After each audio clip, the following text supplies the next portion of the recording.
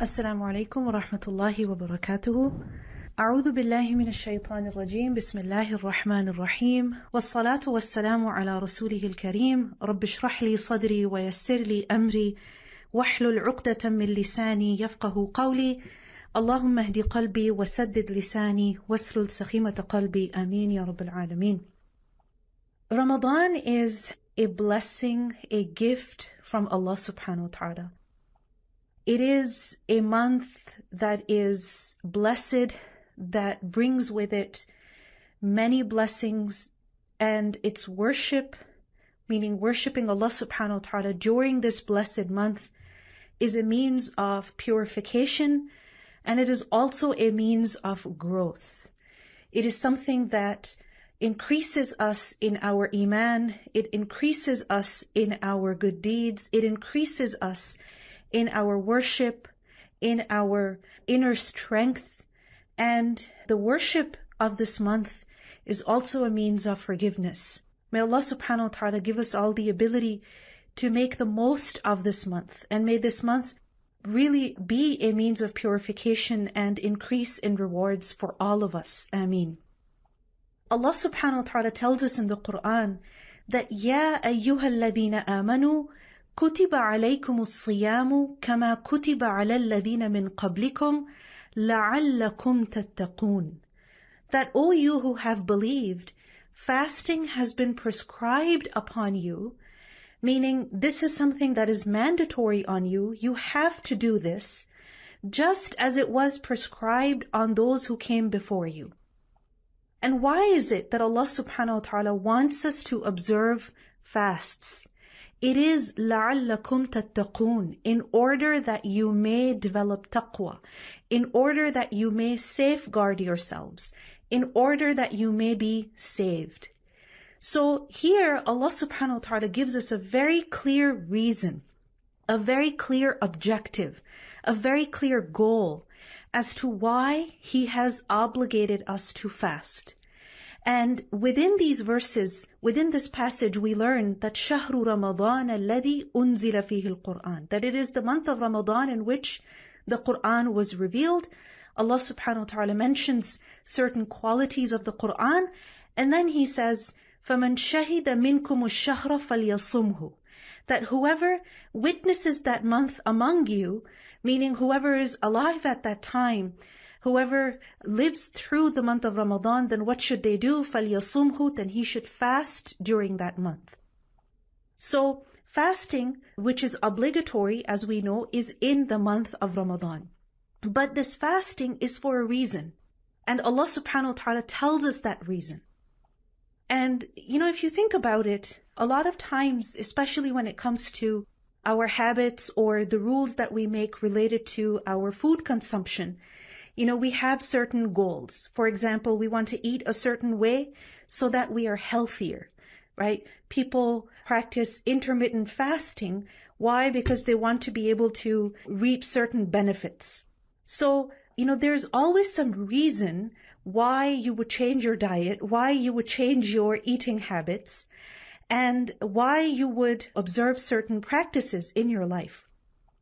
And when it comes to fasting, Allah subhanahu wa ta'ala tells us the goal, the reason, and that reason is لَعَلَّكُمْ تَتَّقُونَ. And this is so powerful, because when we remember the goal, when we have an objective, we are able to work backwards from that. We are able to keep that, in front of us, and that goal becomes a source of motivation for us. And also, it is something that gives us an encouragement as to why we should be doing what we are doing. So fasting is not to make us hungry. Fasting is not to torture us. Fasting is not to make our life difficult for us.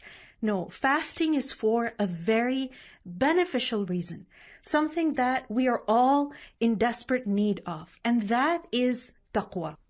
Now, what is the word tattaqun? What is this concept of taqwa? Taqwa is basically to preserve or guard oneself. But it is not just to preserve and guard oneself a little bit. It is to, exceedingly guard oneself, to take serious measures in order to protect oneself. So for example, when it comes to the winter, Where I live in the winter, it can get extremely cold. So sometimes, you can't just walk outside with a jacket. A jacket alone will not be sufficient. You have to make sure that you are wearing a hat that will keep your ears warm, that will keep your head warm. You have to make sure that you're wearing gloves so that your fingertips also stay warm. Otherwise, you could get, extremely cold. You could get a frostbite. So that could be extremely dangerous. So tattaqoon, taqwa, is to guard oneself exceedingly. You need to extraordinarily protect oneself, preserve oneself. And you do that how? By putting a shield between yourself and what could be potentially dangerous for you. You put a barrier between yourself and what is potentially harmful for you. So لَعَلَّكُمْ تَتَّقُونَ, what does this mean? This means, first of all, that Allah subhanahu wa ta'ala has prescribed fasting upon us in order that we may save ourselves. Meaning, fasting is meant to save us. How is it supposed to save us? What exactly is it rescuing us from? What exactly is it shielding us from? You see, every single day, we make mistakes. Some mistakes we realize, other mistakes we don't even realize. And the kind of mistakes that we make are so different, right? Sometimes we have, bad intentions. We have the intention to hurt someone. Sometimes we may make a mistake in the way that we're talking, that we say something rude that really hurts someone, right? When we're praying salah, we're not focused. When we're thinking about our situation, we can become extremely negative. Sometimes, the way that our children behave or the way that our spouse is treating us, sometimes we can get really angry. And we begin to, show that anger and start, saying things which are inappropriate. Sometimes, we realize the mistakes that we have made, and other times we don't realize the mistakes that we have made. How often it happens that, in casual conversation, you catch yourself backbiting, right? You have that realization that this might be gheebat. Or you find yourself making fun of someone. And making fun of someone is something that Allah subhanahu wa ta'ala has forbidden us from. So the fact is that because we are human beings, because we are not perfect, because we forget, because we are weak, we keep making mistakes. And Allah subhanahu wa ta'ala is so merciful that He has obligated us to fast for this entire month. Why? So that the day-long worship becomes a means of purification for us. Because you see, when you pray salah, how long do you pray for? Maybe 5 minutes, maximum 10 minutes. But when you are fasting from suhoor all the way until iftar. So every single moment that you spend fasting is a moment that is recorded as ibadah. So imagine you are worshiping all day long. So by increasing the duration of this act of worship, what is happening by default is that our sins are getting erased. Because we learn a very beautiful principle in the Quran, that innal hasanat yudhibna sayyi'at, that indeed good deeds erase bad deeds. So by obligating us to fast, what's happening is that Allah subhanahu wa ta'ala is saving us, right? He is protecting us from what? From the punishment of our own sins by purifying us. And this is one of the goals, one of the objectives of fasting in the month of Ramadan. We learn in a hadith that once the Prophet ﷺ ascended the mimbar and he said, Ameen, Ameen, Ameen. And the companions were surprised. So they asked him ﷺ as to why he said that. And he explained that Jibreel came to him and Jibreel said that من أدرك شهر رمضان فمات فلم يغفر له فأدخل النار فأبعده الله. That the person who finds the month of Ramadan and he dies without being forgiven and he ends up in hellfire because of the fact that he was not forgiven, because he still had all of his sins with him, then may Allah remove him far away, meaning may Allah curse him. And the Prophet ﷺ said, Ameen. So this shows us that one of the goals of Ramadan is to cause us to be forgiven. And how is it that we can earn forgiveness through the month of Ramadan? Inshallah, we will discuss that. So لَعَلَّكُمْ تَتَّقُونَ first of all means so that you are saved, meaning you are saved from the punishment of your sins. Secondly, لَعَلَّكُمْ تَتَّقُونَ also means that you all guard yourselves, meaning you become more conscious. Why? Because when we are fasting, essentially we're practicing restraint, right? We're constantly controlling ourselves. We're constantly saying no to ourselves.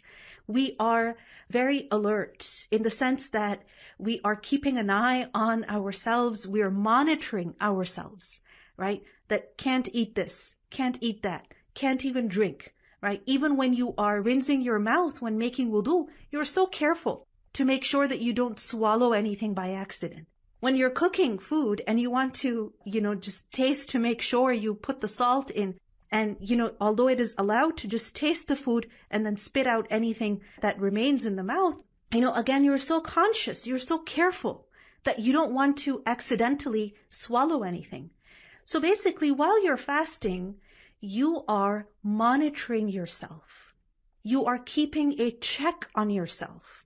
And you are keeping a check on yourself in private and in public, whether you are in front of people or you are alone at home. So what happens is that through fasting, you become more conscious, you become more alert. You develop the habit of self-monitoring, observing your behaviors, observing your actions, and then controlling yourself. And this is something extremely important, for self-awareness.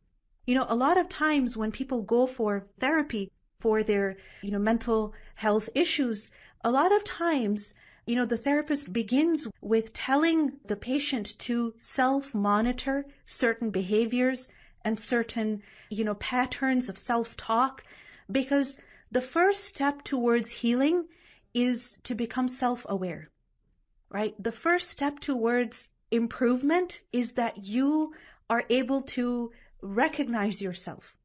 So fasting helps us be more alert and be more conscious. And that is essential for being able to avoid sins. And then thirdly, لَعَلَّكُمْ تَتَّقُونَ also means that you become more righteous. You become more pious. Why? Because while you're fasting, of course, you're not going to be able to eat and drink, and you know that it's the month of Ramadan, you should be doing good things.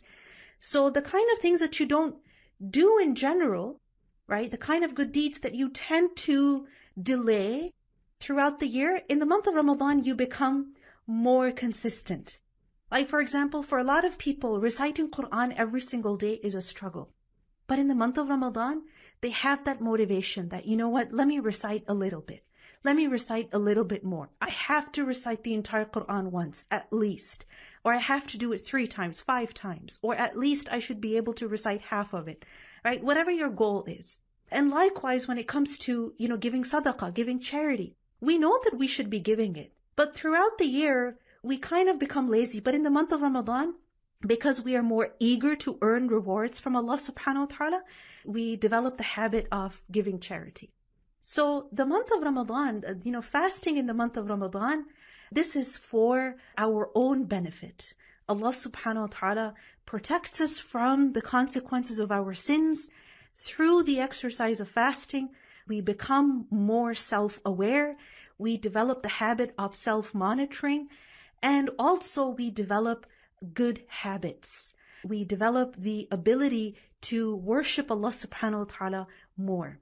So, لَعَلَّكُمْ تَتَّقُونَ, this is the goal. This is the benefit. This is the purpose. Now, when it comes to taqwa, that لَعَلَّكُمْ تَتَّقُونَ, so that you develop taqwa, you become more conscious, you safeguard yourselves, you become more pious. Now, this is something that is essential for all of us. Taqwa is not just for people who are very righteous, people who are from very religious families, or people who, have memorized the entire Quran. Taqwa is essential for every single one of us. We learn in the Quran, Allah subhanahu wa ta'ala says, وَلَقَدْ وَصَّيْنَا الَّذِينَ أُوتُوا الْكِتَابَ مِنْ قَبْلِكُمْ وَإِيَّاكُمْ أَنِ اتَّقُوا اللَّهَ. that certainly we instructed the people who came before you, the people of the book before you, and we have also instructed you that all of you should observe taqwa of Allah. All of you should be more conscious of Allah. So taqwa is not just for certain people. Taqwa is relevant to all of us. Every single one of us can become better at self-monitoring, at thinking about Allah subhanahu wa ta'ala more, right? At striving to earn the rewards of Allah and striving to stay away from disobedience to Allah. So this is something that, is relevant to every single one of us. And when it comes to taqwa, remember that taqwa is a source of a lot of good. When you become more self-aware, when you become more conscious of Allah, when, there is purification, then this is something that is a source of great benefit for all of us. We learn in the Quran that وَمَن يَتَّقِ اللَّهَ يَجْعَلْ لَهُ مَخْرَجًا. Whoever has taqwa of Allah, then Allah subhanahu wa ta'ala makes a way out for him, meaning from his difficulty. وَيَرْزُقْهُ مِنْ حَيْثُ لَا يَحْتَسِبْ. And then Allah provides for that person from where that person does not even expect.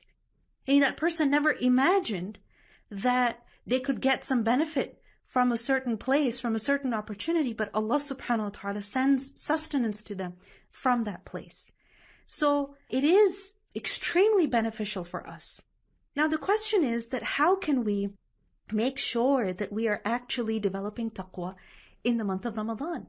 That the worship we perform in the month of Ramadan truly is a source of purification for us, and it really helps us increase in our rewards, and it really helps us become more self-aware, more conscious, and conscious of Allah. What can we do? So I want to talk about 5 things right now. The 5 things that can help us, have a successful Ramadan, inshallah.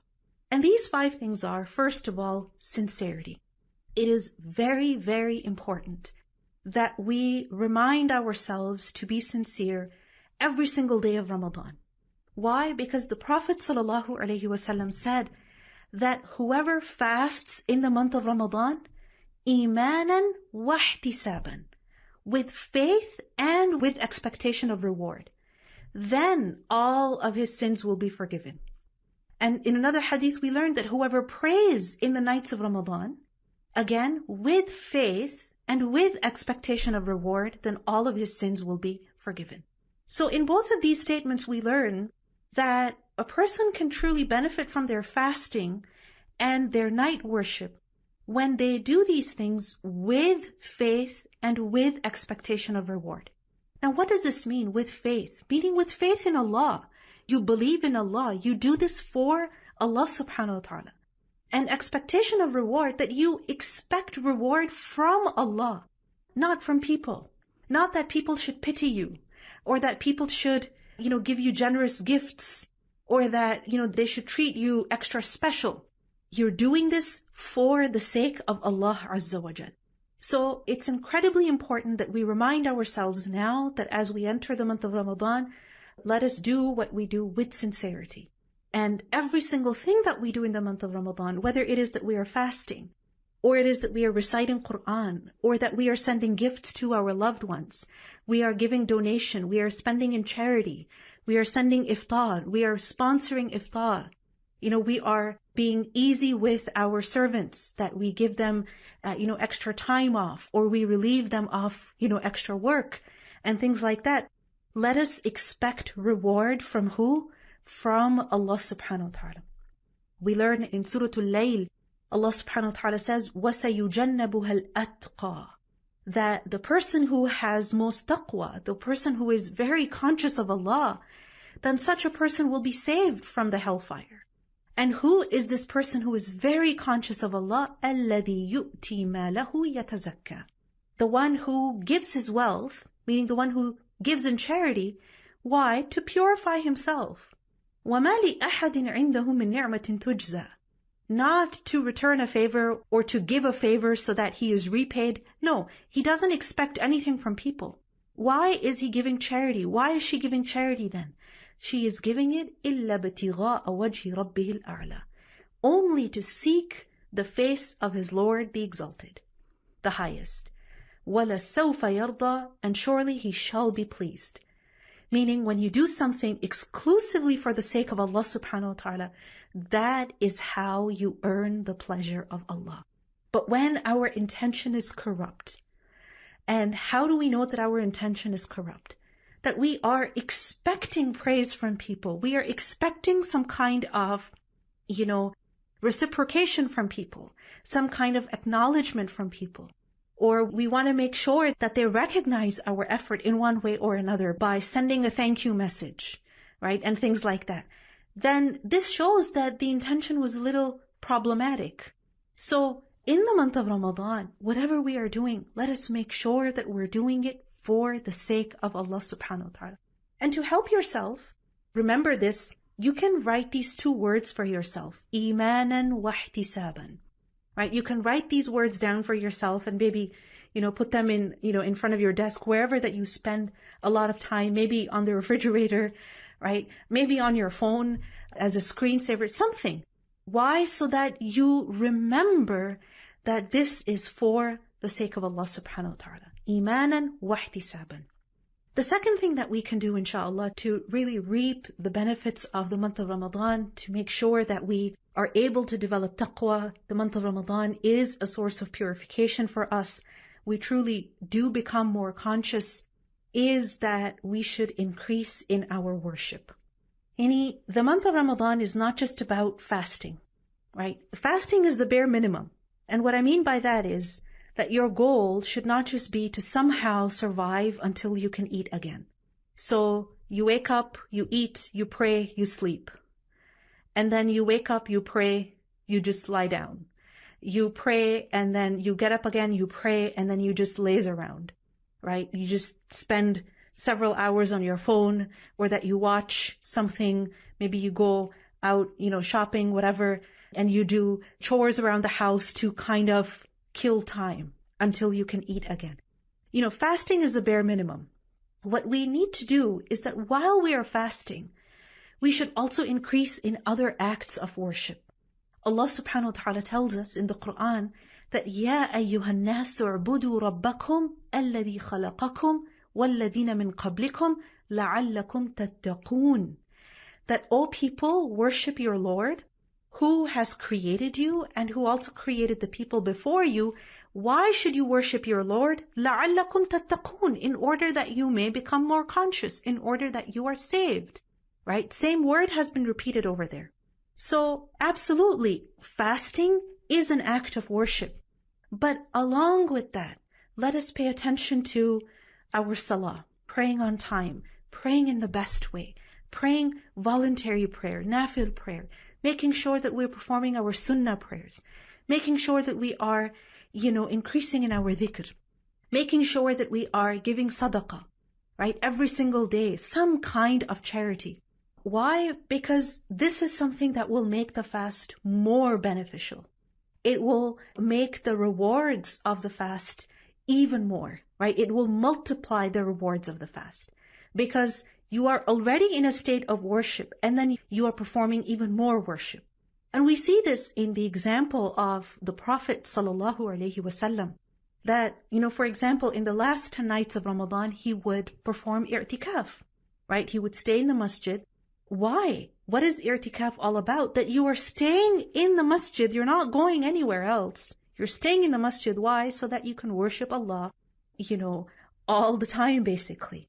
The only time when you're not actively engaged in ibadah is when you are resting or when you are, eating, etc. But otherwise, the Prophet ﷺ, he would do i'tikaf for the reason that he could perform more worship.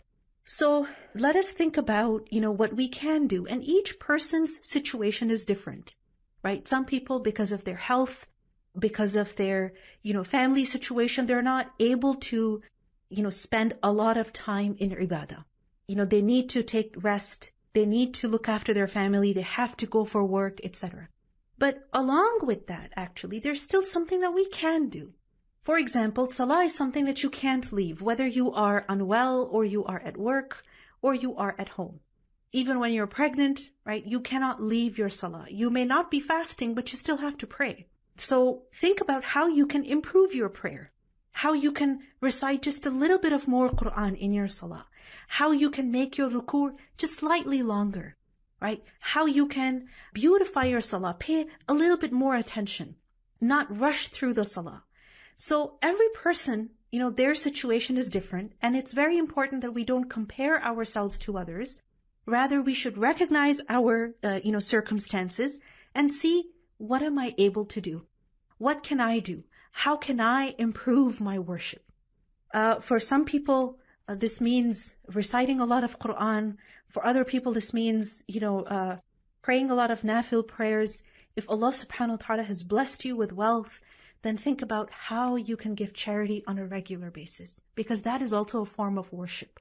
In a hadith, we learned that the Prophet ﷺ was once sitting in the shade of the Kaaba, and he was saying, Humul akhsarun wa rabbil Kaaba. They are the greatest losers by the Lord of the Kaaba. Meaning the Prophet ﷺ was swearing by Allah. He was taking an oath by Allah. And he was saying that those people are the greatest losers. So Abu Dharr radiallahu anhu, he was nearby and he got really worried. He thought, what's wrong with me? Is he saying this about me? What did I do? And, he felt really bad in his heart. And finally, he asked the Prophet ﷺ that, who are they? Who are you talking about? And the Prophet ﷺ said, Al-aktharuna amwala. Those who have a lot of wealth, they're the ones who will be the greatest losers.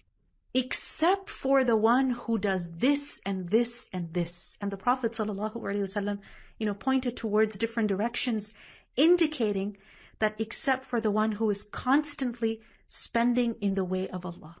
And the thing is that, if you have the privilege to use the internet at this moment, you have the privilege of, having a smartphone or a computer, and things like that. You have access to electricity, you have access to fresh water. All of these are actually privileges.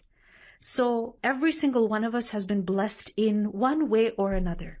Being rich does not mean that you have millions of dollars sitting in your bank account. Being rich means that you have access to fresh water. You have, all of the basic necessities. In fact, even extra things are, extra luxuries are available to you. So Aisha radiallahu anha, when she gave sadaqah, we learn in one narration about how she only had 3 dates, right? And she gave those to a woman who came knocking at her door with her 2 little girls.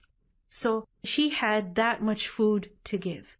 So, we do have a lot, and we need to recognize that. Instead of, self-pitying and comparing ourselves to other people, that, so-and-so has such a big house, so-and-so has such a nice car, so-and-so is always traveling the world, right? So-and-so is now going out to eat over there, and now they're wearing this, and now they have that bag, and now they have those shoes, and now they have, 3 helpers, and now they even have a chauffeur, and things like that. And instead of comparing ourselves to other people, let us recognize the gifts that Allah subhanahu wa ta'ala has given us. And let us use those to benefit others. Because this is a beautiful way of drawing close to Allah Azza wa Jal. This is, a very effective way of being purified from our sins. So that's the second thing that we all can focus on. So first, sincerity. Second, worship. The third thing is that let us pay attention to guarding the tongue, guarding our tongues. And I would say also guarding our fingertips. Why? Because these days, a lot of times, communication does not happen verbally. It happens over text messaging, or it happens over, comments and things like that. So let us pay attention to what we are saying, how we are talking, what we are expressing with our tongues and with our hands, verbally or in writing. Because the Prophet ﷺ instructed us that when one of you is fasting, then they should refrain from indecent speech and also from quarreling. Meaning, do not say bad, obscene, dirty things. And also do not argue. Do not quarrel. And if somebody should fight with you, meaning if someone should argue with you, or if someone uses foul language with you, then you should say, I am fasting. Meaning, you cannot allow yourself to say bad things with this tongue while you are fasting. In another hadith, we learn that whoever does not give up lying, right, and evil actions while fasting, then Allah is not in need of this person leaving his food and drink. The point of fasting is not just to avoid food and drink. The real goal of fasting is to avoid sins. So you have to, really pay attention to yourself, inshallah. And this goal we can set for ourselves, that I have to guard my tongue. And, guarding your tongue begins at home. It begins at home. It begins with our family. Because we feel so comfortable with our family members, our siblings, our children, our spouse, that we don't feel bad saying certain things, making fun of them, yelling at them, insulting them, criticizing them, and things like that. So guarding the tongue begins at home. So make sure that you don't use this tongue to hurt people, to offend them, to annoy them, and things like that. And we can only do that when our tongue is busy in doing good things. For example, if you have spent 30 minutes reciting the Quran, then you will not have the strength to argue with someone. You're going to be a little tired. If you have a goal that I have to complete the recitation of 2 ajza today, then again, you're not going to have, time to waste on your phone or just talk to people, randomly. You have a goal that you want to complete, a certain dhikr before sunset, before iftar. So you're going to be busy with that, and you're not going to be able to criticize your family over every little thing. You're not going to be able to scold everyone. So the way that we guard our tongue when we're fasting is by keeping our tongue occupied with something more meaningful, with what is more beneficial, and that is the recitation of the Quran, the dhikr of Allah, etc. The fourth thing is that spend more time with the Book of Allah. Spend more time with the Quran. Why? Because the month of Ramadan is the month when Allah subhanahu wa ta'ala revealed the Quran. And this is what makes Ramadan special. This is what makes Ramadan different from the rest of the months. In fact, we learn in a hadith that all of the previous scriptures also, the previous books also, like the Zabur, the Injil, they were also revealed in the month of Ramadan. So we could have been instructed to fast any other time of the year, but Allah subhanahu wa ta'ala chose the month of Ramadan for a reason. So we're supposed to spend time with the Quran in the month of Ramadan. And when we look at the way of the Prophet sallallahu alaihi wasallam, we learn that in the nights of Ramadan, he would perform qiyam. And he encouraged us to perform qiyam. And in qiyam, essentially what we're doing is we're reciting the Quran, or we are listening to it. The Prophet ﷺ would review the Quran with Jibreel every single month of Ramadan. So spend more time with the Book of Allah. So spending more time with the Quran in the month of Ramadan means that, yes, we are reciting it, we are listening to it, we are also, reviewing it. If you have memorized a certain portion of the Quran, Ramadan is an excellent time to review what you have memorized. Likewise, you can also spend more time with the Quran by reflecting on its meaning, by listening to a lecture in which, for example, the verses of the Quran are being explained. Because the Quran is supposed to be acted upon, right? It is supposed to be followed. The Quran is supposed to be guidance. And the only way that we can, follow the Quran is if we understand it. The only way that the Quran can be a source of healing for us and, changing our behavior is that we understand and remember what the Quran is telling us. So you may know the meaning of the Quran, you may have even memorized it, but you may forget its teachings at a certain time, because as human beings, we forget. So, there's so many programs that are offered by so many organizations, especially in the month of Ramadan, where you get an opportunity to listen to the meaning of the Quran, or at least reflect over some verses of the Quran. So make sure that you sign up for something. Why? Because that will help you connect with the Quran every single day. Allah subhanahu wa ta'ala tells us that ذَلِكَ الْكِتَابُ لَا رَيْبَ فِيهِ هُدًى لِلْمُتَّقِينَ, that this Quran is a guidance for those people who have taqwa. So if we want to increase in taqwa, then we have to spend time with the Book of Allah, inshallah. We have to increase our connection with the Quran. The last thing I want to talk about is dua. That in the month of Ramadan, we should especially be making dua in order to benefit from the fruits of this month. Meaning we should increase in calling upon Allah subhanahu wa ta'ala.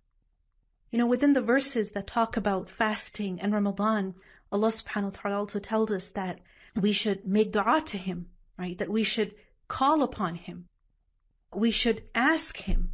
And we learn in Hadith also that the person who is fasting, when they break their fast and they call upon Allah at that time, that dua is accepted. We also learn that, in the month of Ramadan, we are encouraged to worship Allah subhanahu wa ta'ala in the night. And we learn that in the night, there is a special time when Allah subhanahu wa ta'ala calls us, right? That who is there who will call upon me so that I will answer him? Who will ask me for something so that I will give him? Who will seek forgiveness from me so that I will forgive him? So, we're up at night anyway. We have to break our fast anyway. So these are special moments, special times when we should be calling upon Allah subhanahu wa ta'ala, asking Allah, Ya Allah, purify me. Ya Allah, forgive me for my sins. And any deficiencies that you recognize in yourself, any problems that you identify, in your character, in the way that you talk, in your relationships, in, the way that maybe you harbor grudges in your heart, or, we recognize our faults, we recognize our weaknesses. And sometimes because of those weaknesses, we tend to hate ourselves. So instead of, being angry with ourselves and being harsh with ourselves, let us channel that energy into calling upon Allah subhanahu wa ta'ala. That, Ya Allah, you help me become better. You forgive my sins. You purify me.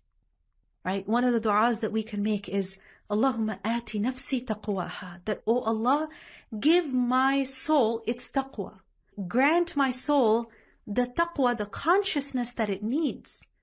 Allow me to shield myself from doing what displeases you. Allahumma ati nafsi taqwaha wa zakkiha. And oh my Lord, purify my soul. Anta khayru man zakkaha. You are the best to purify it. Anta waliyuha wa mawlaha. You are its protector and its guardian. I entirely depend on you. So Ya Allah, you help me. So this is an excellent time to make dua, to ask Allah subhanahu wa ta'ala to make us better human beings, to make us better worshippers, and to forgive us for all our shortcomings. Ameen. So these are the 5 things that I wanted to talk about. Inshallah, I can conclude over here. Barakallahu feekum. Assalamu alaikum wa rahmatullahi wa barakatuh. Wa alaikum assalam wa rahmatullahi wa barakatuh. Tata, we have some questions regarding Ramadan. The first question is, what is the ruling if a person could not wake up for Sahri? Okay, so the thing is that the fasting of Ramadan is an obligation. It's not an option.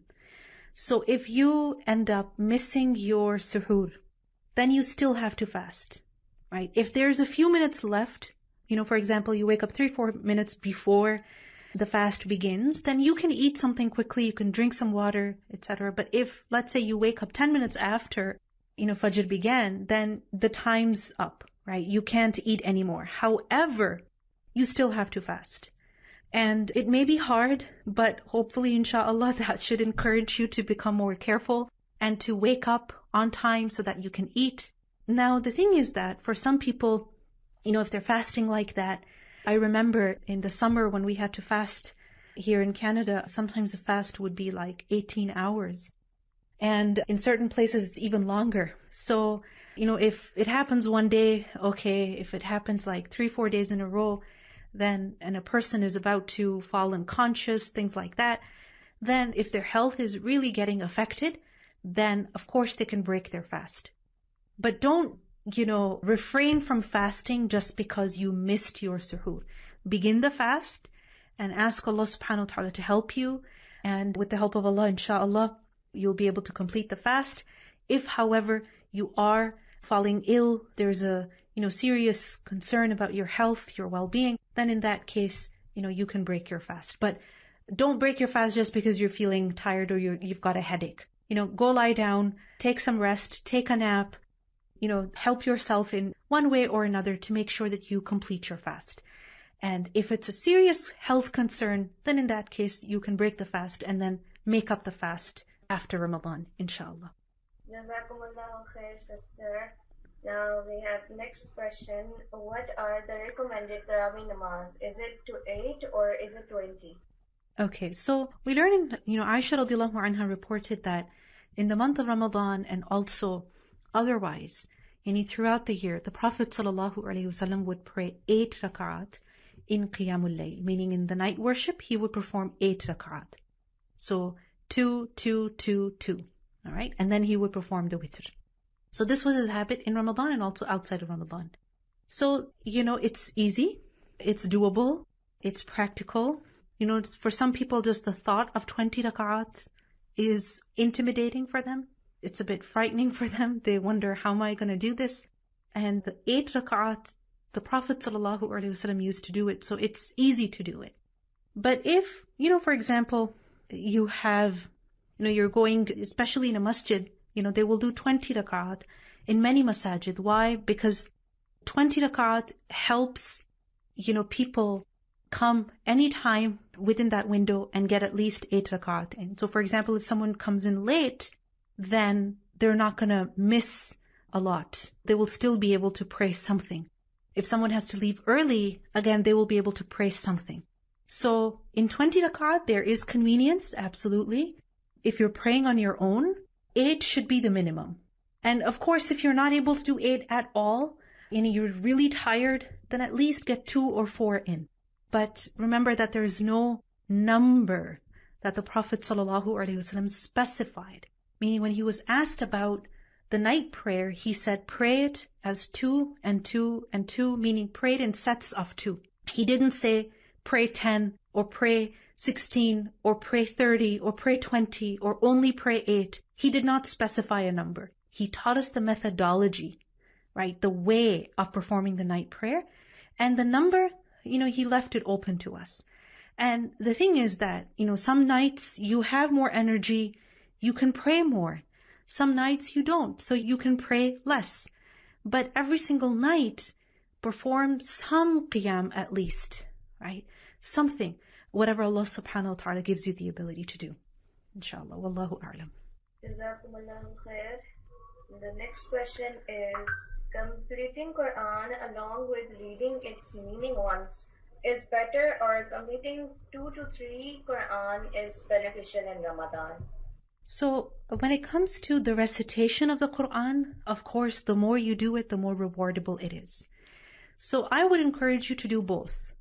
So for example, if you are able to, recite easily a lot, then yes, recite 3 times the entire Quran, recite 5 times, whatever you are able to do. But along with that, spend maybe 10 minutes, 30 minutes a day, how much ever that you can do, but spend some time reflecting on the Quran as well. And you do both. Okay? It's not either or. It's supposed to be both. All right? Inshallah. Wallahu a'lam. Jazakumullah khair. The next question is, do we have to feed the poor for missed fast due breastfeeding or pregnancy if we couldn't make up before next Ramadan? So there's a difference of opinion in regard to this matter. Basically, the thing is that people who are not able to fast because of a temporary condition. A temporary condition is what? Like, for example, pregnancy, right? It's not an illness. It's not old age because of which you're not able to fast. It's a temporary condition because of which you're not able to fast. And in that case, you're supposed to make up the fasts. All right? You're supposed to make up the fasts. Now, there's a difference of opinion. Some say that, only if a woman is able to make up those fasts, yes. And others say that, no, a woman who is pregnant, who misses her fasts because of pregnancy, some Sahaba actually said that she does not have to make up the fasts. So there is a difference of opinion, and I want you to recognize that. As a woman, someone who has children, and after researching this issue, also after consulting several scholars about this, what I have come to understand is that you make up the fasts before the next Ramadan. And if you're not able to make up the fasts before the next Ramadan, then you try to make them up the following year. But sometimes for some women, what happens is that one year they're pregnant, right? And they're not able to fast because they have extreme morning sickness, weakness, etc. They're not able to fast. So one Ramadan, 30 days goes like that. Next Ramadan, what happens is that they're nursing. And because they're nursing, they're feeding their baby. Again, they're not able to fast. Maybe they're able to fast a few days, but then, they had their period for 7 to 10 days. And then the other 20 days, they were not able to fast every day because they're nursing, right? So they don't have that much energy. It's affecting their milk supply. It's affecting the health of the child. So now the next Ramadan again, they weren't able to fast. What happens the following Ramadan? They're pregnant again. And then what happens the following Ramadan? They're nursing again. What happens the following Ramadan? They're pregnant again. So by the time you realize that, okay, I really need to do something about this, you have almost 100 fasts to make up. Now, when you have 100 fasts or even more to make up, and then every Ramadan you are not able to fast, for 7 to 10 days because of your cycle, the rest of the year, what are you going to do? Are you going to make up those 7 to 10 fasts from the previous Ramadan, or are you going to be worrying about, making up those 100 missed fasts? So in this situation, it makes sense that the woman simply gives the fidya, right, for those 100 fasts or how many ever that she has. And, later on, whenever she has the capacity, she can make up as many fasts as possible. But she's not required to give fidya every single year. No, you only give the fidya once for all of those fasts, and you make up, the fasts that you missed because of your period. Those fasts you absolutely have to make up. All right. But the fasts that you missed because of pregnancy, because of nursing, if you're able to make up, go ahead. And if you realize that over the years they're just piling up, then give fidya, free yourself. And later in life, whenever Allah subhanahu wa ta'ala gives you the tawfiq, try to fast as much as you can. And I've seen this in many women that, in their younger years, while they're having children, then in that case, they just give the fidya. And later on in life, they're able to fast, mashallah, very regularly. And they, make up as much as they can. May Allah subhanahu wa ta'ala give us all tawfiq. Wallahu a'lam. Jazakumullahu khair. And the next question is it allowed to brush during fasting? Does this breaks the fast?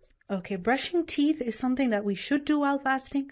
The Prophet ﷺ would, use the siwak a lot while fasting. The issue is the toothpaste. Are you allowed to use the toothpaste? So remember that even when it comes to a siwak, it has a certain flavor. Depending on what type of siwak you're using, it has a flavor. So having some flavor in your mouth does not break your fast, which is why, like I mentioned earlier, you are allowed to taste the food, but having, a taste, having flavor in your mouth does not mean that you start to swallow it now. So what you should do is, just as when you're doing the siwak, you spit it out. Any pieces of the siwak that break down in your mouth, you spit it out. So just like that, if you're using toothpaste, then use very, very little, a tiny amount, like literally a dot. And then make sure that you don't swallow any of it. All right? And then spit it out, rinse it out to the best of your ability. And that is fine, inshallah. Wallahu a'lam. جزاكم الله خيرا كثيرا سبحانك اللهم وبحمدك أشهد أن لا إله إلا أنت أستغفرك وأتوب إليك والسلام عليكم ورحمة الله وبركاته.